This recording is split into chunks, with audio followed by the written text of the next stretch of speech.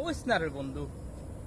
এই London America কত দেশে গেছি বুঝছত নি, আমার বাপের আমার এলাকার যে সয় সম্পত্তি রাখিয়া গেছে, এই সম্পত্তি যদি আমি একটু একটু করে বেচা খাই রে বন্ধু, তে দেখবে বহুদিন আমি মানে দুনিয়াতে আমি বাঁচতাম পারবো। আমার আমার বাচ্চা কাচ্চা, আমার পরিবার, আমার যারা আছে, আমার খানদানের খানদান অন্তত 20-50 সিঁড়ি বুঝছত নি, এই টাকা দিয়া এই সম্পত্তি দিয়া আমার চলব বুঝছত নি। অত সম্পত্তি আমার বাপে রেখে গেছে।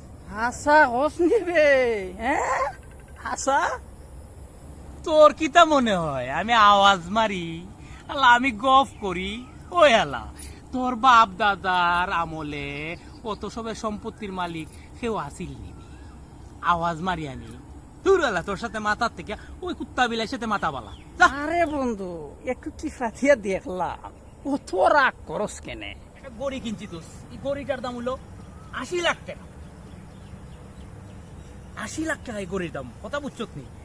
এই যে এটা স্বর্ণ তো, এটা হলো এটা রোলেক্স গড়ি, রোলেক্স নামটা কইতাম তোরে মনে নাই। এটার দাম হইলো গিয়া এখানে প্রায় 4 ভরি স্বর্ণ আছে। 4 ভরি স্বর্ণের দাম বাংলাদেশের টাকা কত টাকা বুঝছ নি তুই? আর 1,20,000 টাকা বেটা, 22 ক্যারেট, এটা ওয়েট গোল্ড, সাদা গোল্ড, স্বর্ণ। দুঃখের কথা আর কইতাম কিতা, এই যে গেঞ্জিটা বাংলাদেশি দামি 80,000 টাকা এটার দাম। গয়ফির গোরের গয়ফি, উঠান গয়ফি, উঠান গয়ফি। কিরে বন্ধু তুই কিছু কইলে না তারে?